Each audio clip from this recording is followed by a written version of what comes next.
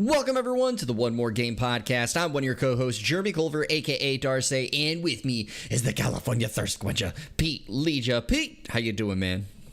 They're quenching our thirst, that's for damn sure. It's we got another round of rainstorms over the last couple of days have been pretty dry, but man, there was some places that got like 4, 5, 6 inches of rain that were just a bit north, like a county or two north of us. So and we're supposed to get more rain starting Saturday and Monday, I think. I don't know if it's supposed to be as bad. I think it's supposed to be closer to like 1 or 2 inches, but we need the rain, which is the positive. But the negative is, when you get that much rain all at once, it's doesn't have that many places to go. So yeah, you need a little more spread out than that. But I mean, the way we're at now, we'd rather have it than not have it. So, I mean, in that regard, it's a positive. So, yeah, it's one of those things I think, for a lot of people that been around the podcast know, you and I lived in the Midwest, and we're not accustomed to getting some like heavy rains that can cause some flooding and stuff. And it's always exactly as you said. It's like usually when that rain happens, it's like we need the rain, but it's like it's too much at once. Like if it could be spread out, like not to say exactly like this, but if it could be like Seattle weather where it's like the rain is spread out over like the course of a couple of days, it would be better. But at the end of the day, you still need it, so you're like it's not terrible, Well, we had the unique experience of living right next to the Mississippi River, and the town that we were living in was built basically on a hill ramping up. So I remember having numerous conversations with relatives that did not know how Quincy was built, and we're like, "Oh my God, I heard it's been raining a lot. Is it flooding by you?" I'm like, I mean, it's kind of flooding in some areas, like our basement like has some water, but like we're on 18th. So if we are flooded the way the city's built, 17 on down is gone. So I mean, that's not I mean, the riverfront did get flooded quite I wouldn't say frequently, but it did get flooded a few times while you and I lived over there. But I mean, what was it like? Wasn't it like 2008, summer of 2008 or something? They got really like gnarly. I think it was the summer of 2008, and I only know this because I went home for that summer for like a month or two before I came back and started working in catering again. And the caterers were like feeding the National Guard like breakfast, lunch, and dinner for like 3 weeks straight because they were just working on the rivers and stuff like that because of how flooded it got down there. Yeah, I mean, it was one of those things where like there was flooding every year, but like you said, the range of how badly it flooded varied, from time to time. It was usually the other towns near us that always got flooded even harder, which was the unfortunate thing. Cobalt in chat is saying, Pete, you need to get your rowboat ready for everything that's been going on with you. So I hope you went out and bought one of those to prepare yourselves for getting around. All the money I got laying around, I mean, I just go out and got my rowboat ready, in case I got to go fishing. You never know. Exactly. You racking in the dough from here at the One More Game podcast. You go buy a rowboat. That's how we do it right here, everybody. That's how we roll. That's how we roll. Well, everybody, welcome to the One More Game podcast. This is a podcast that is centered around making sure you're informed about all the video game news happening around the world, whether it's Nintendo, Xbox, PlayStation, or PC. If there's news that you need to know about, we'll make sure that you know about it. When you're listening to this on your podcast service, make sure you hit the subscribe button or the follow button, depending on what your service offers. And if your podcast service allows reviews, please leave a 5-star review and tell everyone why you love the One More Game podcast, because we really enjoy bringing this to you each and every week. If you'd like to be part of the show by asking a question or suggesting a topic for discussion, head on over to pressstartnews.net/onemoregame and fill out that submission form, and your submission could be used on the next episode. Or you can do exactly what Cobalt Hawk is doing right here in chat over at youtube.com/pressstart28 and drop it in the chat, and we will reference it as it comes up in the show. And for those that are listening to this on the podcast, I just pointed at my screen. Like, you could tell that there's a chat room over here. Sometimes I just get too using my hands when I communicate. I am a handsy person, definitely, communication-wise. But if this is your first time to the podcast, welcome to the podcast. I hope you enjoy your listen, and I hope you enjoy your stay. But if you are returning, you already know what it is. We start off every single podcast talking about what we've been playing lately. So, Pete, what have you been playing lately? So I downloaded on my PS5. I downloaded Stray for the first time. There you go. Yeah, playing a few games. I got an award nominated and won some awards from the Game Awards. I got Best Independent Game and Best Debut Indie Game. The game is developed by Blue 12 Studio and published by Annapurna Interactive. It's really been interesting. I've really enjoyed it. I've only played a couple 3 hours. It's a really short game from my understanding. It's like about 5 hours ish in terms of the payoff for it. So probably I think it's. I have to go look to see how much it costs. I thought it was $10, but I can't. That can't be right. Maybe that was a PS4 version or something. But in any case, it's probably a game more suited towards if you do have PS Plus. If it is that, if it is more, if it's like 15 or $20, I would recommend it in that regard. But I don't know if it. I have to go double check at some point. I'll check while you're talking. But anyway, so you start basically you walk around as a kitty cat. It's pretty adorable. You start out with a couple of feline friends. You're all just like chilling, and you get to play with them. You get to paw at each other for a little bit, and then you start going and sneaking, or you start going and searching around with your buddies, and then something happens as it is wont to do in these situations, and you get separated. And then you fall into the city that is basically run by only robots, at least as far as I've gotten to. There's mentioning of some non-robotic creatures called the Zerks, and all the robots seem to be afraid of them, and they say the Zerks eat everything. I don't know if that's a metaphor, like a literal eating, or metaphorical eating, like humans eating the planet kind of narrative. I haven't gotten to that point yet, but at some point you pick up a little robot buddy named B12, and you kind of like cruise around with them, and you do a lot of things that cats do. You get into a lot of places, you get to knock stuff over. It's pretty funny. It's a lot like a kind of like a more updated point and click based adventure, if that makes sense. Because a lot of it is just like, hey, you got to go and like find like 3 or 4 diaries that your robot buddy B12 can read, and the story is basically told through the robot because cats can't talk. So, yeah, I know, right? That's wild. But you play as the cat. So, and there's like a bunch of puzzles. Like there's one where I had to like figure out find 4 batteries in a room. This is leading up to the part where you find B12, and I had to like balance and jump around on some certain platforms and stuff like that to get to the batteries necessary to activate the door to get to that ended up being to B12. There was another one where B12 has a flashlight, and you use that to kind of find a code that B12 has to put in. There's another one where you have to like balance it or find a key for a safe, and you have to find the safe, and the safe is like on top of some bookshelves or whatever, and you got to like knock over some books. So it's a lot of that, a lot of little storytelling. It's very along with being a point and click based adventure of like the olden days, but like more modern, obviously, because I don't know about obviously, but because the gameplay is animated. You are running through a bunch of puzzles and stuff instead of just actually looking at a still screen.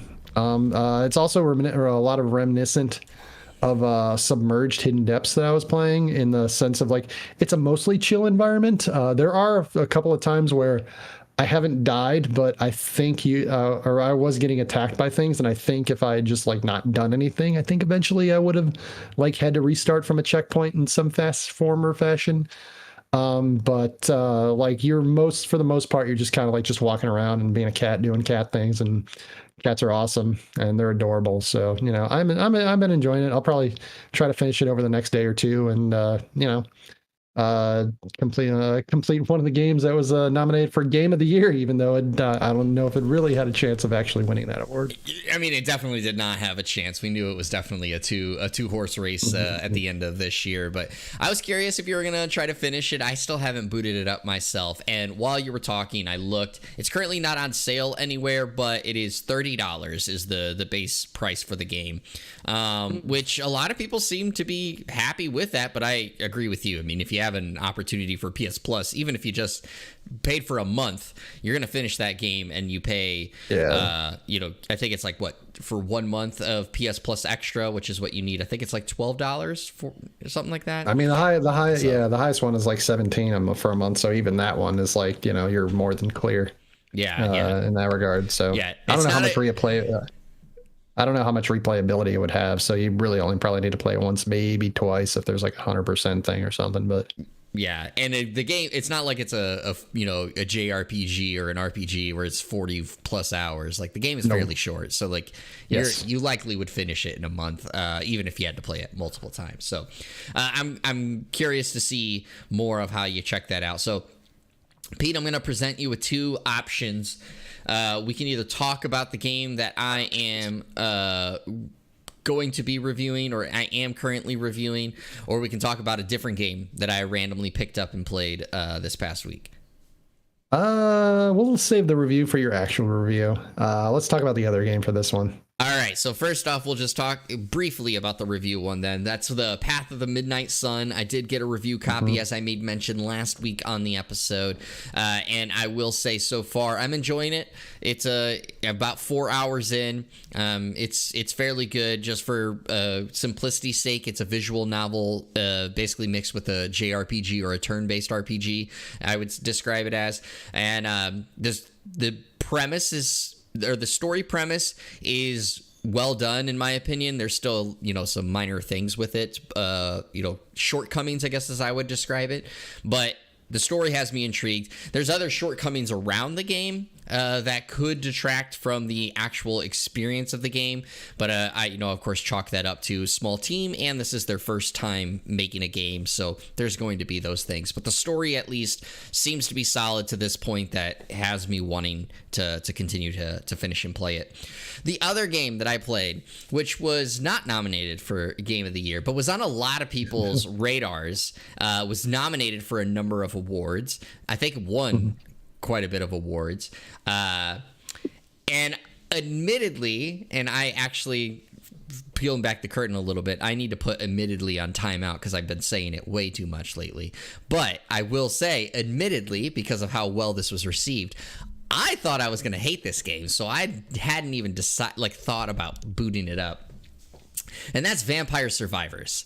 The other night, when I was having basically, which is the reason my review is not out yet, or my review in progress, however you want to describe it, is I've been having major writer's block with my review of Path of the Midnight Sun. I even tweeted out about this. But one of the other nights when I was having a massive writer's block, and I was like, I need to just step away from writing the review. But I only had like 20, 30 minutes before I needed to go to bed, that I was like, I can't really boot up anything else.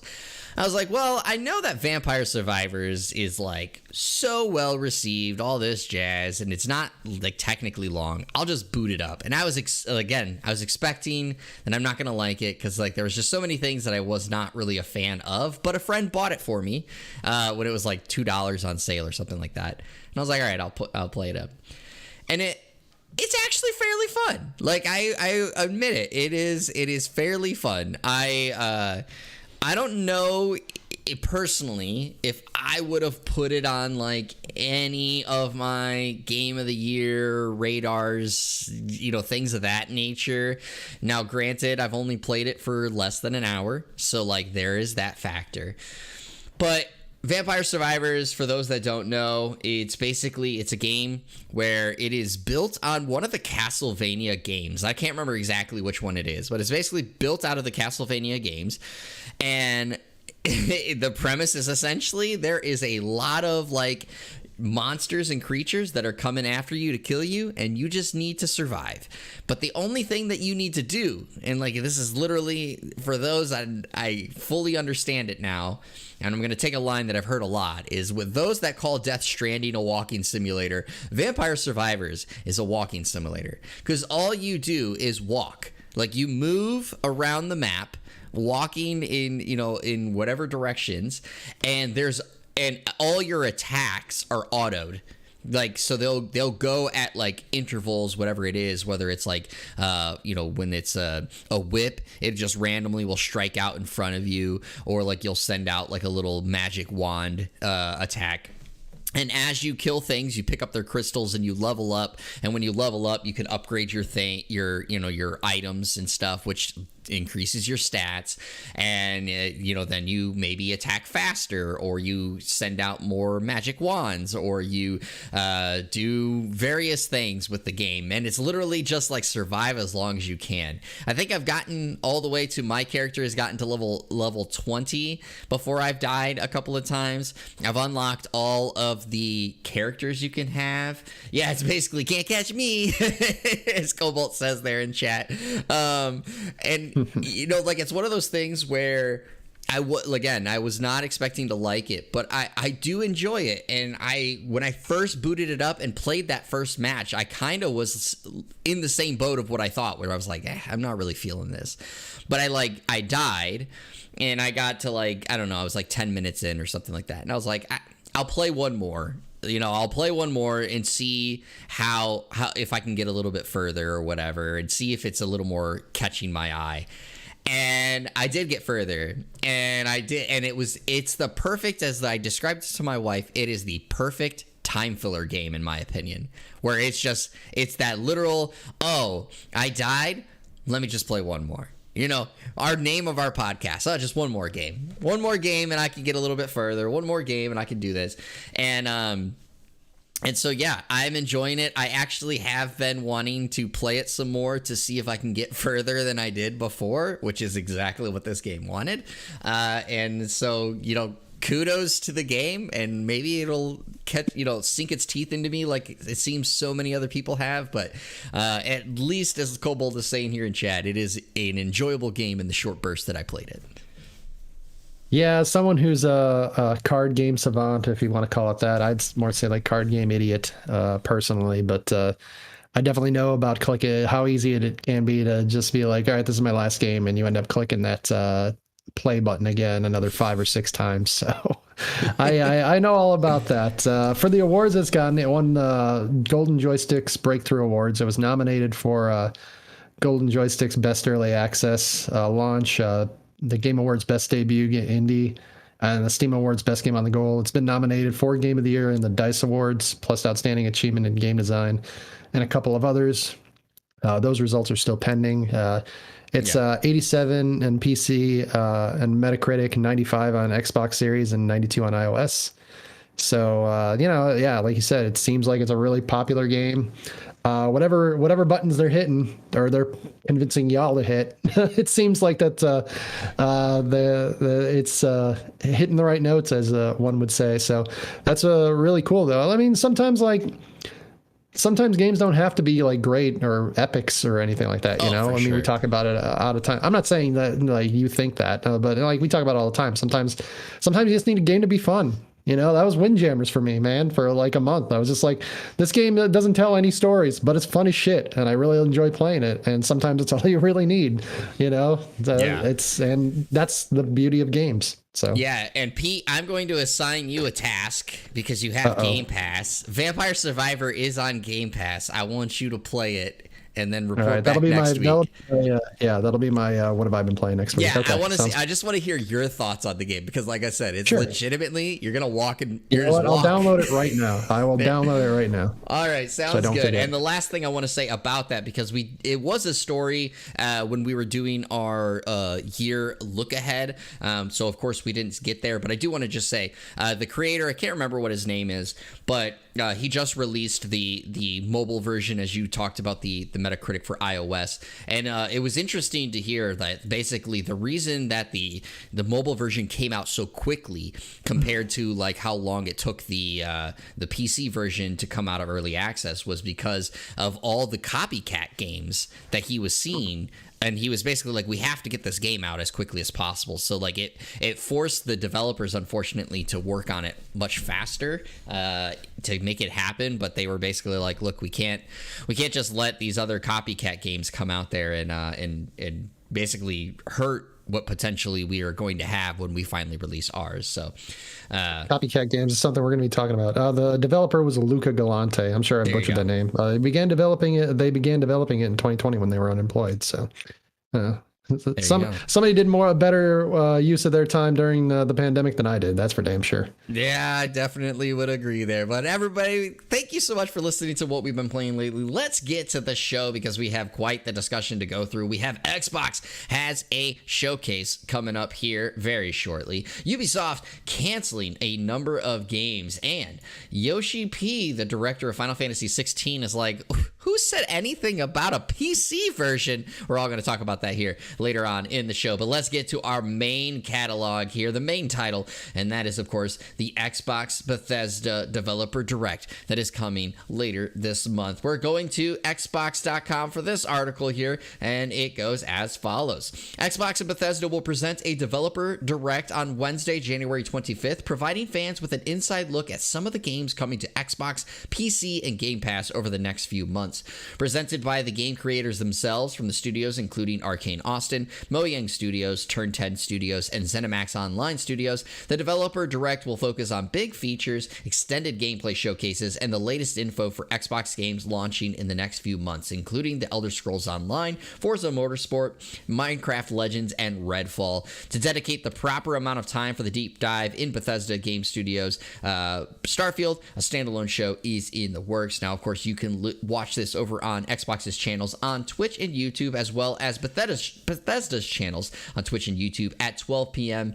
PT and 2 p.m. CT, January 25th, to see all the latest on a various number of games. So, Pete, I have to ask you, what do you think, or what do you want to see out of this showcase this month?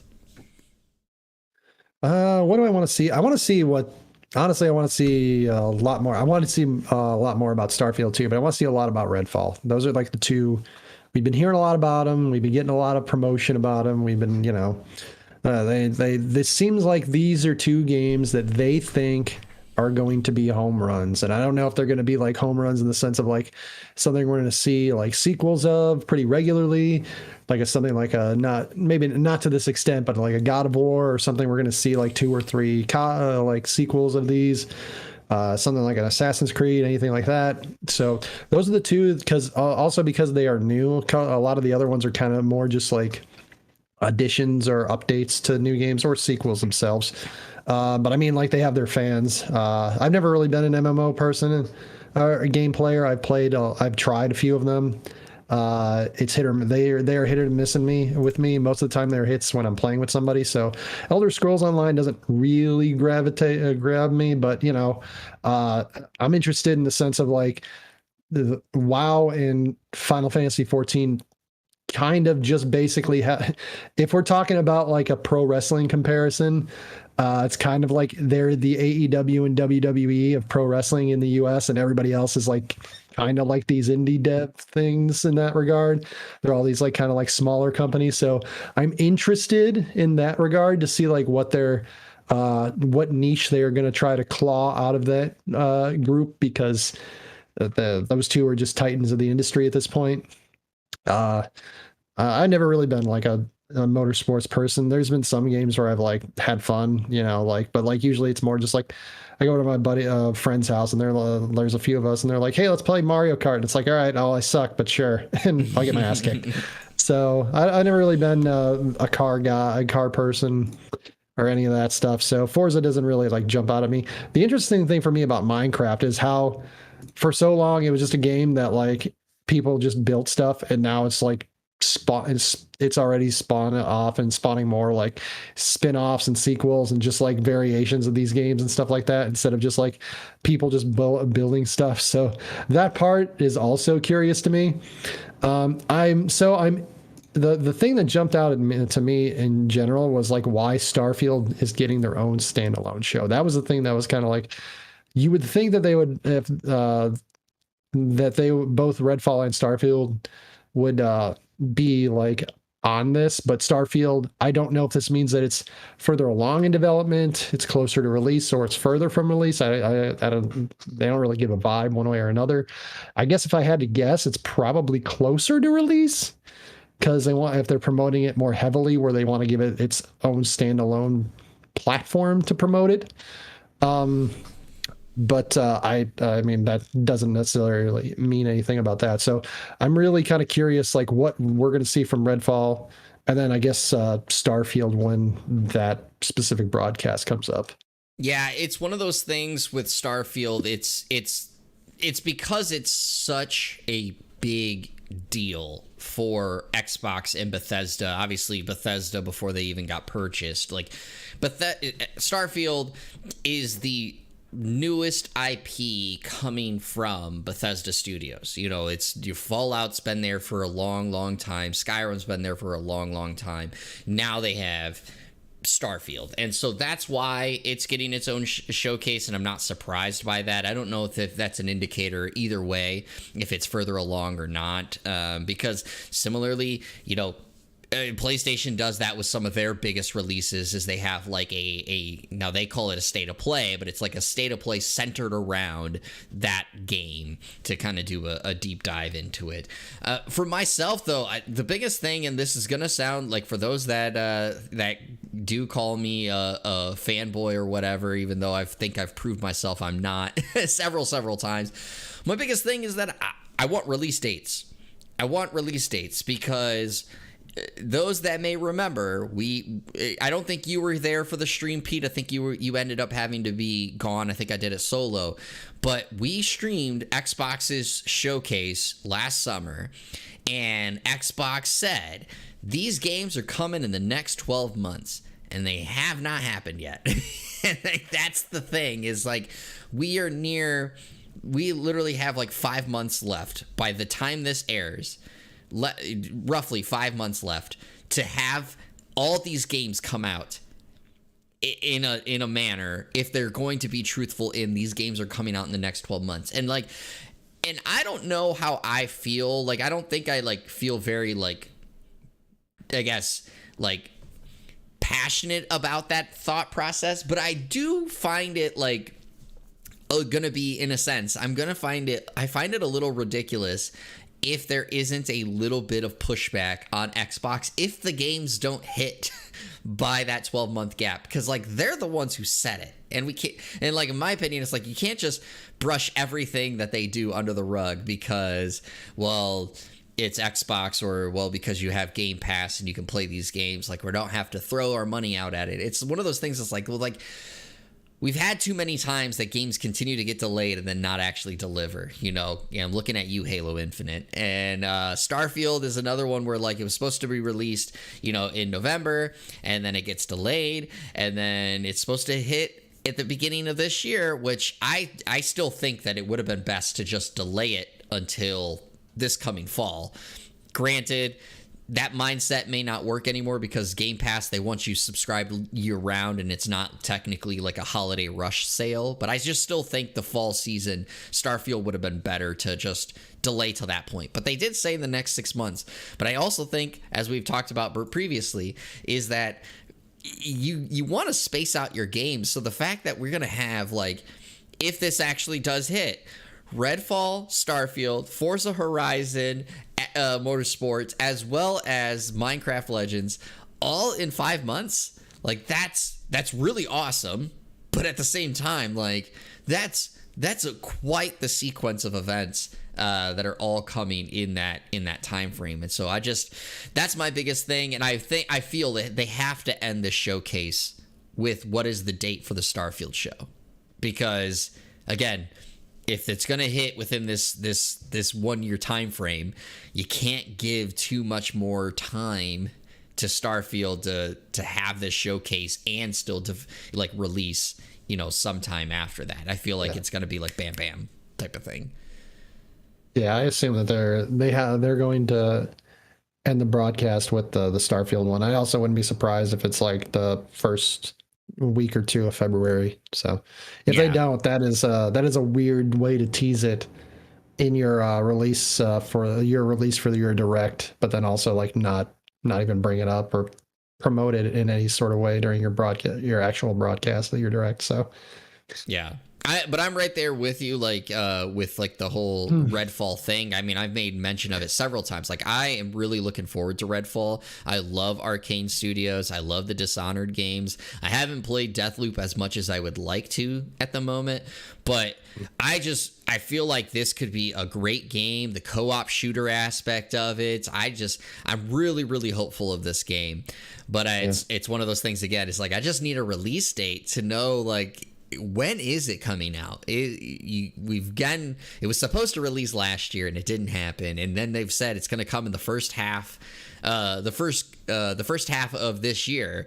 And again, the time is ticking, I guess, is in that regard. And like I am always of the mindset, as you know, Pete, a game take as long as the game needs to make it be good, right? So I'm not sitting here being like Xbox sucks or whatever because if it needs to get more time or whatever. It's more so it's just like, why give so many dates to just delay them? Like, just leave it up to, like, basically saying like, hey, it's coming, here's the progress, X, Y, and Z. And again, it's one of those things, like, they came out in that showcase to say all these are releasing in 12 months, and maybe they were very confident at that time, but it's like, again, they're the voice that said that, not like manifesting the gamer thoughts back here. Oh yeah, I mean, like you said, we're not trying to force them to do it, but like, it's more of just like, if you're going to do it, kind of like shit or get off the pot kind of thing. Like, and getting off the pot is fine. Like, hey, we need more time. Cool.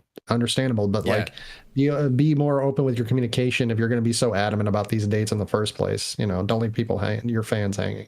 Yeah, exactly.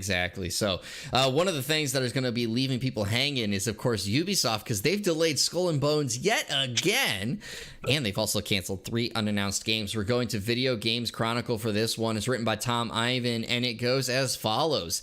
Announcing the news on Ubisoft has canceled 3 unannounced games and delayed its long-in-development pirate adventure, Skull and Bones, yet again. Announcing the news on Wednesday, the company said it's, quote, facing major challenges as the industry continues to shift towards mega brands and long-lasting titles that can reach players across the globe, across platforms and business models. Ubisoft said it has spent the last 4 years attempting to adapt its biggest brands, Assassin's Creed, Far Cry, Ghost Recon, Rainbow Six, and The Division, to these converging trends. Quote, however, the games from this investment phase have yet to be released, while our recent launches have not performed as well as expected. The company said software sales over the key holiday season had been, quote, markedly and surprisingly slower than expected, with Mario plus Rabbids Sparks of Hope and Just Dance 2023 among the games that failed to meet expectations. Now, Skull and Bones, which following a series of previous delays, was most recently scheduled to be released this March. However, it will now arrive early in Ubisoft's next fiscal year, which is 2023 to 2024, and that runs April until March 2024. Ubisoft claimed, quote, the additional time has already paid off and brought impressive improvements to its quality, which has been confirmed by recent playtests, and it expects players will be positively surprised by its evolution. Pete, how surprised are you of this news? I guess I have to be super surprised, because I believe I remember saying on this podcast, talking about like, no, I think they're going to get it right this time. I think the Skull and Bones is coming, man. I think it's going to, I planted my flag in that. And then they just shoot me out, make me walk the plank. And it's kind of aggravating, but I mean, what are you going to do? I guess I'm not super surprised, especially when they talk about how, Mario Rabbids Spark of Hope, was not hitting, their target sales for the end of the winter season, and then early this season, which I guess would only have been a week probably that they would have these numbers. So it's kind of odd that they would just like go off of like 1 week after or into January or so, maybe a week and a couple of days, but I digress about that. They did bring up some very interesting points. The thing that I wanted that they brought up that I think is a pretty salient point is they talk about how the way the economy kind of is now, with inflation going up, people not having maybe as much money in their pockets as they would like. If you're going to throw money down on a game, it's probably going to be on one of the bigger names. Now, that sounds kind of obvious in hindsight, and also like, I assume it's an overestimation of how much money they thought people would spare money they thought people would have that would cause these numbers to be lower than they projected. But also, like, why would you think that people would buy Mario Rabbids over Pokemon Scarlet or Pokemon Violet, God of War? Some of these other big name games that came out at the end of the year, like, yeah, they're probably going to go towards that in the first place. So, I mean, I don't know. Maybe they should have adjusted accordingly in the first place. It's kind of a bummer that the games the 3 unannounced games are canceled as well. I mean, that means more people are probably not are going to lose their jobs and not be or have to find some other work somewhere else. Maybe they'll the freelancers specifically. Maybe some of the people inside the company are probably just going to get moved to another project. Hopefully that allows them to be able to work, do more work, and make some of these other projects like the new Assassin's Creed game that they said were coming out. I think there's a new mobile Division game coming out as well. So maybe they can work on some of that and relieve some of the people over there, and also make the game a little bit more spick and span when they decide to release it. Yeah, it's one of those things that this is, slightly one of those situations that some companies, I guess, get over ambitious. And Ubisoft has been this way for quite a while. And Ubisoft used to have such a great track record as time, back in the early 2000s, in my opinion, even into the mid 2000s, early 2010s, excuse me, is what I was meaning to say. Early 2000s to early 2010s. And recently, the games have not been hitting for a number of people. It could very well be because Ubisoft has this formula of big open world games, and maybe people are just getting very tired of the big open world games, and that's where some of these game cancellations had happened. There's other articles that we did not link because there was a lot that came out of this discussion, but one of the things, as you said, is they talked about, of course, the sales of Mario plus Rabbids Sparks of Hope. Now, that game received critical reviews, was very well received by fans and critics, but it just didn't sell the way that they anticipated. Now, they're saying that they think long-term the game will still sell fine and be fine, but they're shocked by just in that short time frame how badly it didn't do. And I have to say, part of that reason is because of Ubisoft. So what is Ubisoft notorious for? And I'm saying this rhetorically, but basically it's that they will release a game, and then 2 months later, maybe even 2 months, sometimes it's 1 month, it will be discounted already. It'll be a $70, $60 game, and then a month later, it's $40. Or even cheaper sometimes. And it's one of those things where it's people have learned from past experiences, hey, I should wait to buy this game because I just need to wait till it goes on sale because it's going to only take me 1 month. It's not like where most games where it's half a year or even a year before a discount comes around. Ubisoft discounts their games very, very quickly. And so that's not surprising. I think that needs to, of course, change. Now, granted, I love a good deal. So I'm not saying that we shouldn't get more deals, but I'm just saying as a company, you kind of have to change that mindset because people are learning, around this. And there's a number of games that are still coming out. I'm a big fan of Ubisoft. I've said it here on the podcast several times. I love a lot of their series, and they do have a lot of games coming up, down the pipeline. Not just, using Assassin's Creed Mirage and Avatar Frontiers of Pandora, which is supposed to come out here, but Assassin's Creed and Infinity is a whole project line that they have where it's a number of Assassin's Creed games coming out in the next several years, including a Japan-centered one that people have been asking for a long, long time. And then again, you have a game that I'm actually really looking forward to when they announced it is The Division Heartland, which is supposed to be a free-to-play PC and console game. And it's one of those things I really like The Division. I know not everyone is super sold on The Division, but I really like it. And so The Division Heartland, I wonder, how is that going to be in a free-to-play? Is it going to be the egregious, predatory type of free-to-play titles, which honestly I wouldn't put past to Ubisoft? Or is it going to be like the really good free-to-play titles where, like, yes, you can spend money on it, but like it's not, game-breaking money spending things where it's like more cosmetic and it's more just like, the overall fun factor of the game, not like, oh, I buy this gun and I am now OP and can destroy everything, type of situation. So I'm really curious with that. And the last thing I wanted to say before I kind of ask you one more quick question on this, Pete, is there was an update that came out today that I didn't pass along because, of course, it happened while I was at work.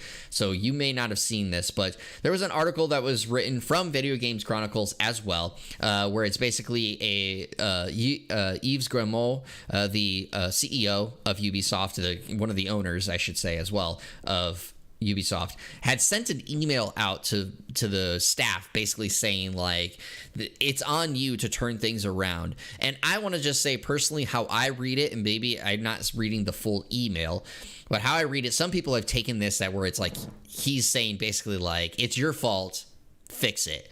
But the way I read it, like, especially to me, and I'm just reading this one part that I say this, is like, it seems like he's more saying like trying to build morale and basically build like basically like that feeling of like, yes, like I'm in this to make this happen as well. Not like it's my fault, but it's more like I can be the change that's needed. And he says here in part of his email that, quote, "Today more than ever, I need your full energy and commitment to ensure we get back on the path to success. I am also asking that each of you be especially careful and strategic with your spending and initiatives to ensure we're being as efficient and lean as possible. The ball is in your court." Or basically, I urge the staff to deliver what he's called, quote, "the biggest pipeline in Ubisoft's history." Quote, "The ball is in your court to deliver this lineup on time and at the expected level of quality and show everyone what we are capable of achieving." Now, of course, that can go either way. The way I read it is how I described it. But Pete, I just read that little part. What do you think when you hear something like that? I know that you're the cynical side of things, but Yeah.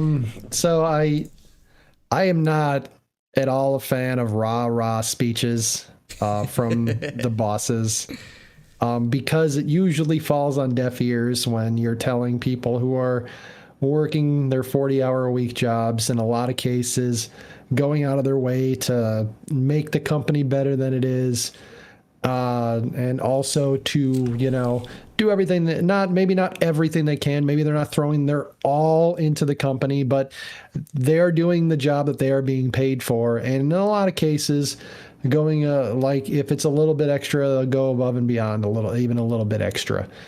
And when you got the CEO telling you, "Hey, I need you to be a little bit more into your work," it's like, well, give and take, buddy. Give and take. Yeah. You want me to be a little bit more into my work? Maybe you need to cough up a little more of your corn. Maybe you don't need to take as big of a bonus at the end of the year. Maybe you share the love a little bit. So I'm not, at least for me, whenever I usually hear a rah speech from like somebody who's a significant higher up, maybe not from like my direct boss. That's a little different because usually you're like kind of in the trenches with them. Mm-hmm. But when it's like from like the people that are the people that are 2, 3, 4, 5 levels above you, that honestly, if you spent 10 minutes explaining your job, it would just go in one ear and out right the other, and they would just forget about the conversation in 10 minutes because they don't care. They pay you to do the job. They don't pay you to explain to them how you do your job or what your job entails. It's just like, look, I'm doing my job. You want more than that? You got to give me a promotion. You got to give me a raise. I'm sorry, that's how it is. Because I mean, like, how many times have these people already or lived through some kind of like time crunch or something like that to get a game pushed out on time? Oh, I'm sure a number of times. I mean, almost Like, every studio that, has because that. you could read it that way too. It's like, I'm going to need you a little more. We're probably going to have, which is translates to, we might have some time crunches more than we've been having lately to do stuff. And it's like, come on, Yeah. So I'm sorry, I'm going to take the cynical route here for sure, 100%, especially when it comes from the CEO, even if they had the best of intentions. Yeah, it's one of those things. Like, again, like you said, it could be the best of intentions, and like, again, I guess I try to look in the optimistic side of things. I agree with you though. There Totally is still fine. that. It's probably a better way to live your life, honestly. I agree that there's probably, again, some bad feelings about it. It's not. I'm not trying to basically smooth it over. I'm just saying like how I interpreted the bit that I did read. But the big thing that I would say, and I hope, of course, Ubisoft has had some controversies over the years, so I'm not trying, not saying that this is the case. Hopefully they treat some of their employees well. I know that's not always the case because, again, they've had some controversies of harassment and things of that nature. However, what I hope is that maybe some of these games that got canceled, that staff is going to be moved to some of these other projects to actually try to lessen the blow or lessen that crunch on the rest of the staff, type of thing. And that where it's basically you're sharing the load to really get through it. And I do want to make mention is what Cobalt is saying here in the chat. So then Cobalt, as always, thank you so much for being active in here. It's like they're talking about, and I agree too, a number of Ubisoft games when they release have a lot of bugs. And so some people not only wait for that price decrease, but they also wait for a couple of patches to have some of these bugs fixes before they jump into it. And so that is another also valid point. And it's one of those things that we've made mention here several times about, nowadays, basically games get like a day one patch because the game gets ready and then they continue fixing it up basically up until release. But sometimes you gotta have it a little more polished before the game actually hits the shelves. It hits the ability to be sold. If you wait too many times and you're continuously having some issues or some bugs that prohibits people's progress, they're just gonna not wait. They're just gonna be like, hey, guess what? I'm not gonna buy it at launch. I will wait 6 months down the line, or like I know a number of people who are like, I will wait a year from now when they release the version that has all the DLC. And like, you need to incentivize them. Don't wait that long. Buy it when it first came out. And it's like buying an iPhone. That's like, do you buy the iPhone first? Or do you buy the iPhone when it's like version 5, when they got pretty much everything resolved and you don't have to worry about it? Yeah, exactly. So that's the other thing to do. Keep in mind. Let's go to IGN for our next article, and just due to timing, we'll have to go through this just a little bit faster than we normally do. This is written by Logan Plant, and it is Naughty Dog's Neil Druckmann is intrigued by Elden Ring storytelling, and it goes as follows: Uncharted and The Last of Us are known for their cinematic storytelling, but Naughty Dog's Neil Druckmann, who is their president, by the way, is becoming increasingly fascinated with more subtle world building. Speaking to the Washington Post, Druckmann says he's inspired by the From Software's minimalist storytelling in last year's Elden Ring. Quote, I'm more recently intrigued by stuff like Elden Ring and Inside that doesn't rely on as much on traditional narrative to tell its story, Druckmann said. Some of the best storytelling in The Last of Us is in the cinematics, but a lot of it is in the gameplay and the moving around the space and understanding the history of a space, but just looking at it and examining it. To me, right now, that's some of the best joys I get out of games that trust their audience to figure things out. The games that don't hold your hand, that stuff I'm really intrigued by going forward. Now, From Software and Naughty Dog's game design philosophies are polar opposites in a number of ways, but both studios have seen huge successes. Given Naughty Dog's knack for curated cinematic experiences, it's interesting to hear that Druckmann is drawn to Elden Ring, which cuts the player loose and doesn't seem to care what story beats the players picks up on. So Pete, I want to ask you, because of course there's more things to this article, but I want to ask you, do you see a world where Naughty Dog goes more the Elden Ring role in storytelling? So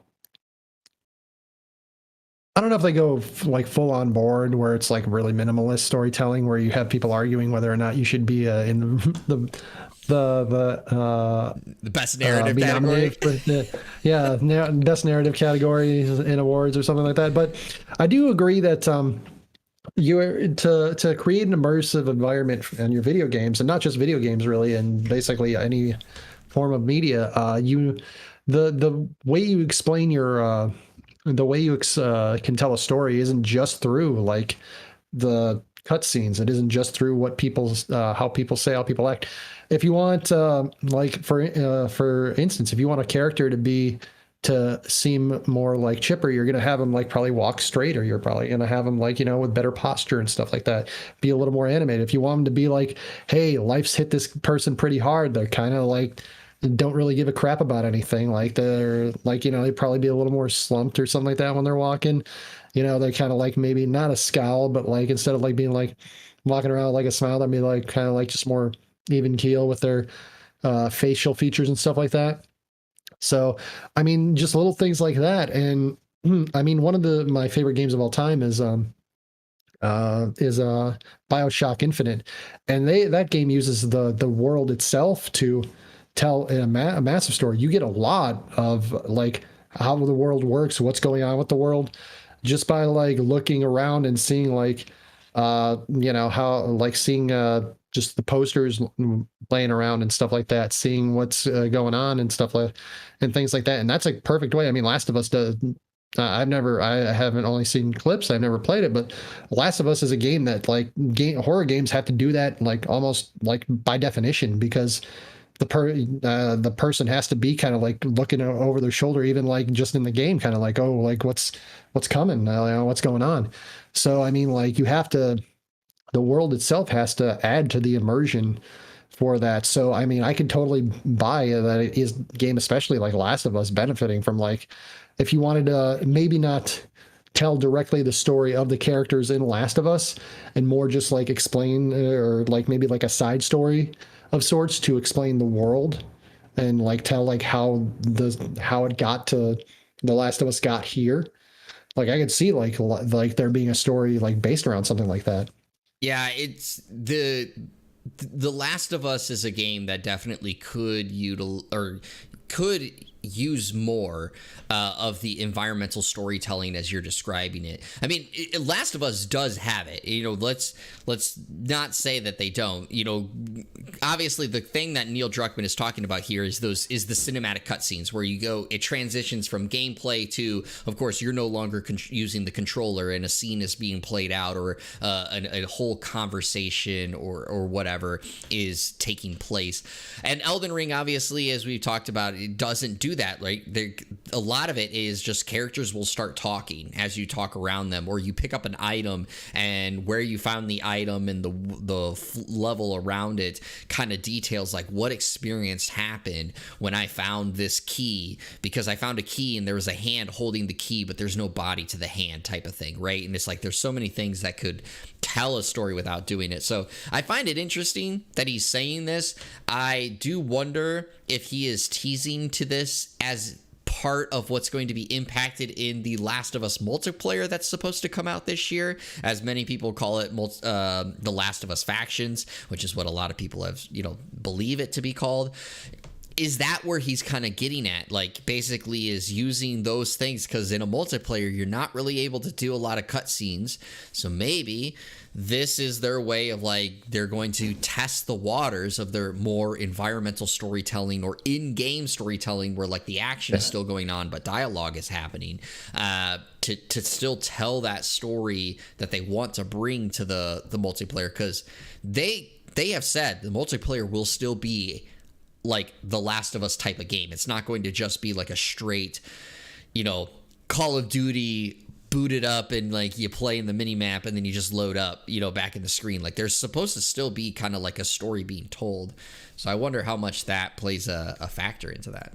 Yeah, and I totally buy the Druckmann really quick. I mean, he's a writer, he's a creative director, he's a designer. Like the dude's an artist. I'm sure if he sees something like, oh, this is something I haven't done before, I'd like to try to do this. Like I 100% buy that that's something he would absolutely react to. So.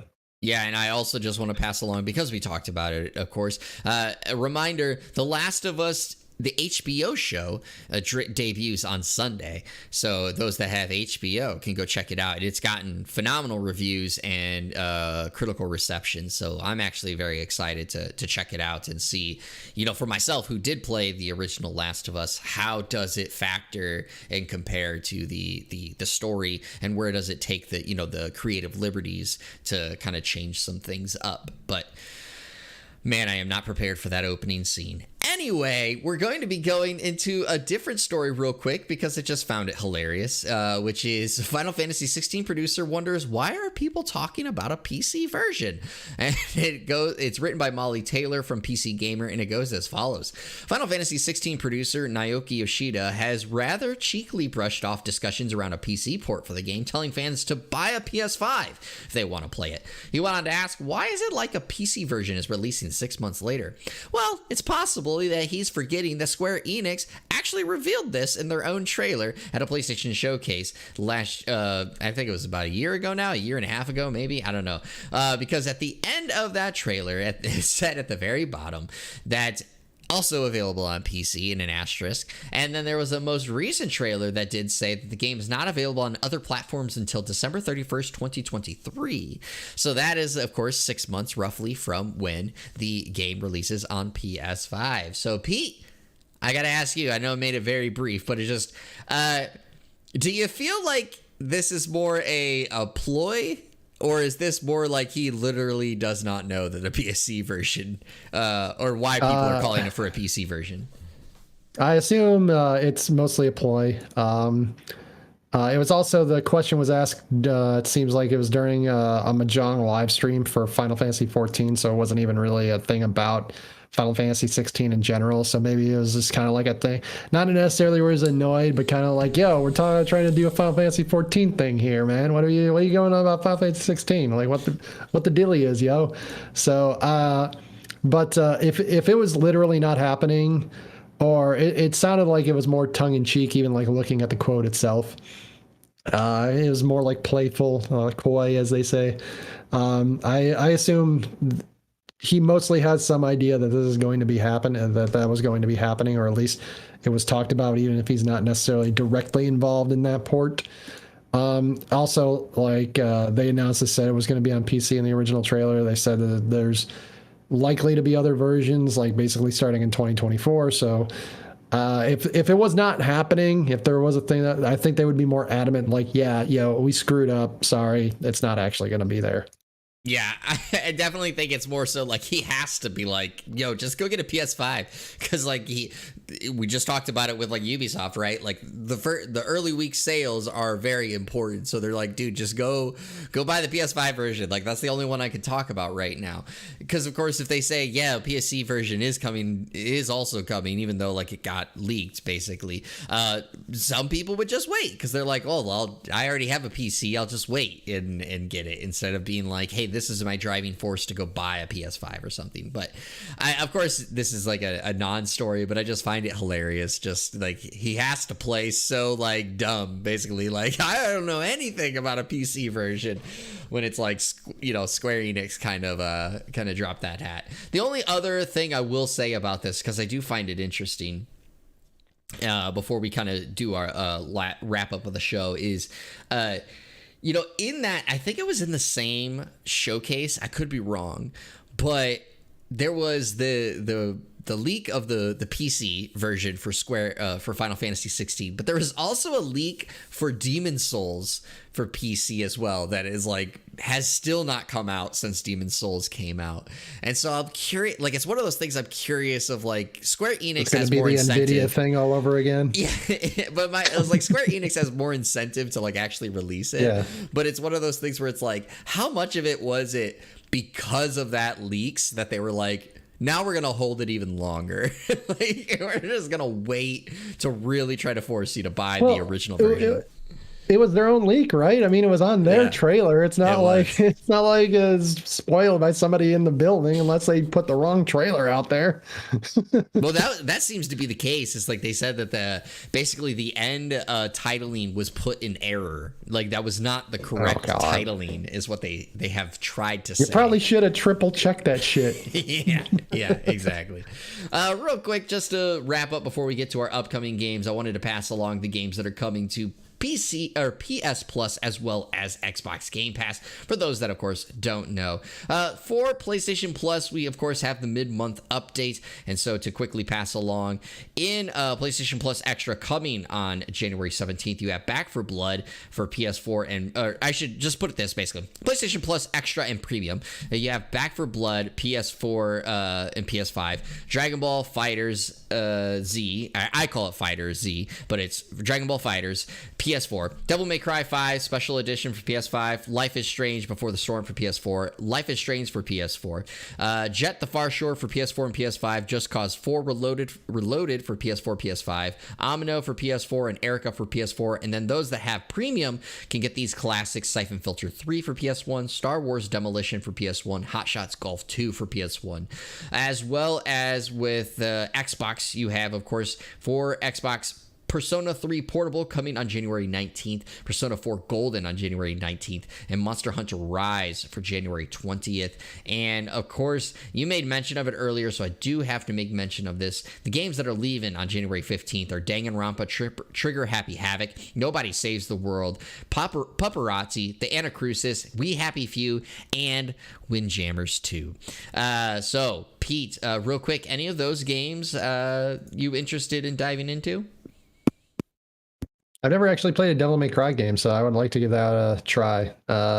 Also, not really wanting to try it. I played with my cousin a few times, but Dragon Ball Fighters is a stupid name.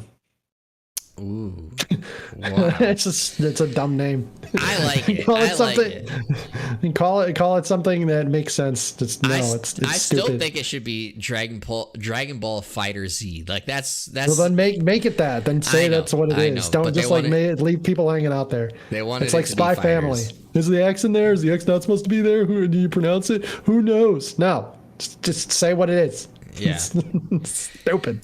But I would recommend. Also, games leaving. Windjammers 2 is awesome.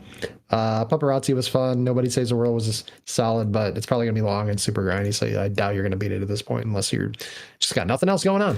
Well, remember, if you have Game Pass, you can buy any of these games that are leaving at a discounted price if you want to own them for further along. So if you want to play Nobody Saves the World longer, you can. But those are all coming up in the future or leaving in the future. But we have things that you want to spend your money on now. And I'm going to tell you all about that coming up here in the upcoming releases. And it starts with Friday. I shouldn't say today because it's not today. Friday, January 13th, we have Under Dungeon for Xbox Series, Xbox One, Switch, and PC. Dragon Ball Z Kakarot for PS5 and Xbox Series, One Piece Odyssey for PS5, Xbox Series, PS4, Xbox One, and PC. On Tuesday, January 17th, you have Giganosaurus, I'm going to just say Giganosaurus Dino Kart for PS5, Xbox Series, PS4, Xbox One, Switch, and PC. Thursday, January 19th, you have A Space for the Unbound for PS5, Xbox Series, PS4, Xbox One, Switch, and PC. Colossal Cave for PS5, Xbox Series, Switch, and PC. Persona 4 Golden for Xbox Series, PS4, Xbox One, and Switch. Persona 3 Portable for Xbox Series, PS4, Xbox One, Switch, and PC. And then Friday, January 20th, you have Monster Hunter Rise for PS5, Xbox Series, PS4, Xbox One, Pocket Card Jockey Ride On for iOS, and Fire Emblem Engage for Switch. Pete, any of these catching your attention? I mean, y'all probably got some kind of idea which one's going to get a hold of. Persona 4 and Persona 3, we already mentioned, are going to come on a Game Pass if you've ever wanted to play those. And I think Persona 4 is already on Game Pass, I believe. I think Persona 3 is the one that's coming. No, they're both coming to Game Pass on the 19th. It's Persona 5 is already on. Okay, Game Pass. Yeah, I know they're throwing them all on there. Monster Hunter Rise, same thing. Fire Emblem, it's not coming to Game Pass, obviously, because it's a Nintendo an IP, but if you want that, obviously you can get that. The two I'm going to talk about specifically are going to be Colossal Cave, which seemed like an interesting point-and-click adventure, and A Space for the Unbound also seemed pretty cool by the trailers that I was looking at. So those are the two And I'm kind of like looking at it, kind of like an indie thing because it got a lot of big names on this list. Yeah, A Space for the Unbound, I'm glad finally to see it's releasing. Some may remember, I think we did talk about it here on the podcast. There was a big controversy that was going on with them and PQ, who was supposed to publish it, about like stealing money, and that kind of delayed the game. And now it's finally coming out. So I'm glad to finally see that. I hope it ends up being as good as some people are hoping it to be, and it gets received very well. But of course, I got to go with the bigger ones, this week, as always, because these are like they appeal to me. So I recommend go play the Persona games. They're both great. Of course, go get One Piece Odyssey, and the one that I really, really want to get, but I am not getting it right now because of my backlog, is Fire Emblem Engage, because I really have gotten into Fire Emblem over the last few years, and so really looking forward to that one. But that's all that we have for the show. I do want to make mention of this. I was going to make mention at the beginning of the podcast, but I forgot because of our discussion about flooding. I remember now is every week for this year, I have decided to start adding 2 games that you could buy to help support here at the One More Game podcast in the show descriptions that you can go check out. And so for this week, I chose 2 games. Those 2 games are One Piece Odyssey, of course, that is the new game coming out, as well as a game that is on sale for the next 36 hours. So if it's 36 hours from now and you haven't picked it up yet, then it's likely not on sale anymore. But that game is Pillars of Eternity 2 Deadfire Obsidian Edition. That game is for less than $10 on Fanatical, which we are a Fanatical partner here. So if you go on clicking on the show links and you buy one of those games from those links, you will be supporting here the One More Game podcast, and we would appreciate that greatly. So that's what I'm going to be doing here for the rest of the year. So be on the lookout for that, and I will make mention of those in the upcoming shows. But Pete, that's all we have for this episode. Is there anything you want to leave our listeners with before we send them off into the weekend? Just enjoy the weekend. Hope everybody has a good one. And, we'll come back and do it all again next week, and see you then. All right, I have to be the cynical one again. I hope you guys have a terrible weekend. I'm just kidding. But anybody... That's not cynical. That's just mean. All right, well, I guess I'm just not good at being cynical. See, there you go. I'm not used to this. You put me in a bad role, and I did not know how to play my role. I'm the good cop. You're always the bad cop. Yeah, Why are we switching? Have you ever seen that? Wait. One last thing. Have you ever seen from Justice League Action, the Batman Superman, when they switch roles for good cop, bad cop? No, I don't think I have. I'm gonna have to send you the YouTube link after the show. It is a delight. All right, sounds good. Well, I'll check that out after the show. Maybe I'll report about it next week if I remember. But everybody, that has been our episode. I hope you all enjoyed it. Thank you so much for joining us here on the One More Game podcast. I've been one of your co-hosts, Jeremy Culver, aka Darcy. This has been the California Thirst Quencher, Pete Legia, and we really enjoy bringing this to you. So as always, everybody, stay hydrated, stay healthy, stay safe, and keep on gaming. We'll see you guys on the